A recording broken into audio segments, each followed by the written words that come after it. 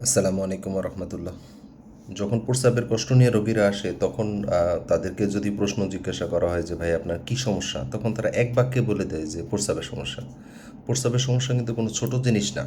প্রস্রাবের সমস্যা এটাকে অনেক সময় মেডিকেলের ভাষায় LUTS বা লোয়ার ইউরিনারি ট্র্যাক্ট সিনড্রোম বা সিমটমস বলা হয়।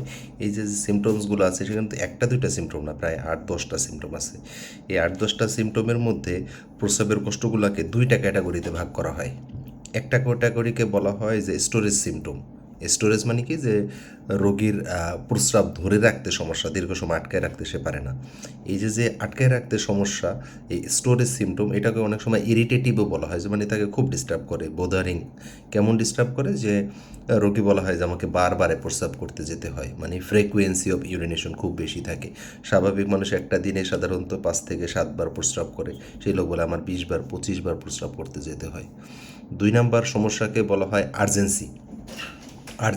আর্জেন্সি জিনিসটা হলো যে একটা রোগী যখন আর্জেন্সি বলে, এটা বলতে বোঝায় যে তার আহ, যখন তার প্রস্রাব ধরে তার সাথে সাথেই যেতে হয়, সে ওয়েট করতে পারে না।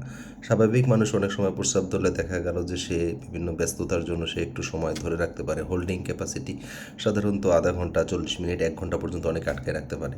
কিন্তু দেখা গেল যে সে 2 মিনিট 5 মিনিট আটকে রাখলে তার প্রস্রাব ঝরে যায়, এরকম হয় আর্জেন্সি। আর অনেক সময় তো এক ফোঁটা লিকও হয়ে যায়, ওটাকে বলা হয় আর্জ ইনকন্টিনেন্স, প্রস্রাব আটকে রাখতে পারে না, যখন তার বেগ আসে সাথে সাথে যেতে হয়। আর আরেকটা সমস্যা হয় স্টোরেজে, সেটা হলো যে রাতের বেলা দেখা গেল যে স্বাভাবিক মানুষের রাতের বেলা ঘুম ভেঙে সাধারণত উঠে প্রস্রাব করার দরকার হয় না। কারণ আমাদের ব্রেনে থেকে একটা হরমোন রিলিজ হয় ADH। এই হরমোনটা আমাদের ইয়া থেকে ওয়াটারগুলোকে রিঅ্যাবজর্ব করে আমাদের ইউরিনের পরিমাণ রাতের বেলা একদম কমায় দেয়, যার ফলে আল্লাহ তালার একটা অশেষ নিয়ামত, যাতে রাতে আমরা আরামে ঘুমাতে পারি। কিন্তু বয়স যখন 50 বছরের উপরে হয়ে যায় তখন অনেক সময় দেখা গেল যে এই হরমোনটা ভালো সেন্সিটিভ থাকে না, তখন হয়তো একবার ওঠা লাগে। সো এই সিমটমগুলোকে বলা হয় যে স্টোরেজ সিমটম, মানে তাকে খুব ডিস্টার্ব করে, বারবারে যেতে হয়। আরেক ধরনের সিমটম আছে, সেইগুলোকে বলা হয় অবস্ট্রাকটিভ বা বাধা পাওয়ার সিমটম।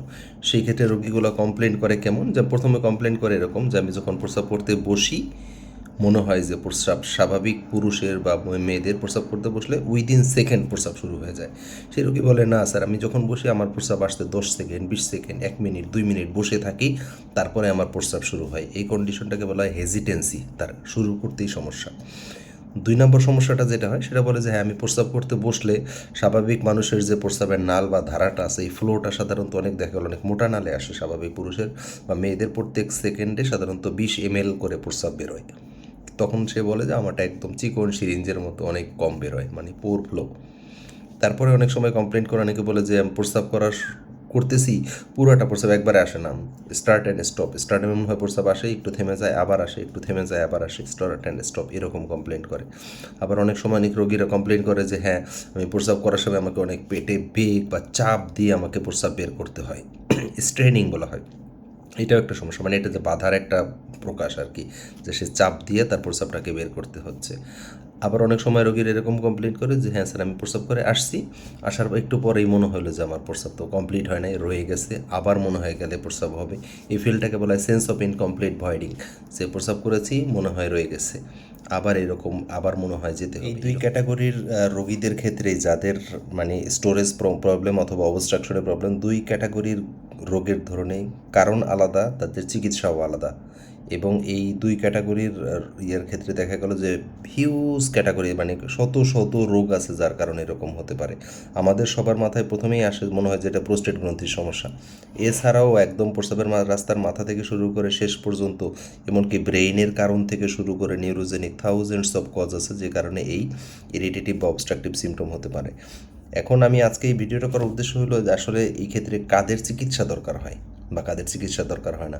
এটারও সুন্দর একটা স্কোরিং সিস্টেম আছে, এটাকে বলা হয় IPSS, international prostatic symptom score. এই IPSS দিয়ে নির্ণয় করা হয় যে তার আসলে তার মানে চিকিৎসা আদৌ লাগবে কিনা।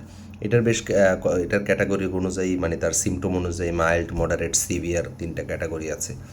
যদি দেখা গেল যে মাইল্ড ক্যাটাগরি হয় সেই ক্ষেত্রে খুব একটা চিকিৎসা দরকার হয় না, লাইফস্টাইল মডিফিকেশন করলেই বেশিরভাগ ক্ষেত্রে ঠিক হয়ে যায়।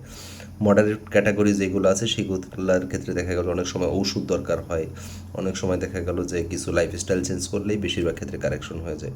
আর সিভিয়ার ক্যাটাগরি যেগুলো আছে সেইগুলোর ক্ষেত্রে অবশ্যই চিকিৎসা দরকার হয়, বা কোনো যদি ব্লকেজ থাকে সেক্ষেত্রে অনেক সময় অপারেশনেরও দরকার হয়।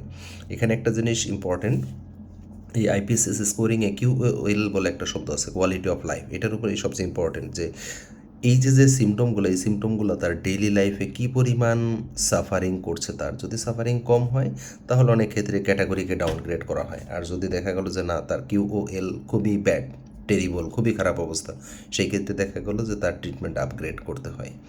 প্রত্যেকটার বিষয় নিয়ে আমি পরবর্তীতে একটা করে ভিডিও করার চেষ্টা করব, তাহলে আপনারা বিস্তারিত বুঝতে পারবেন কোন কারণে কেন হচ্ছে বা কী কী চিকিৎসা।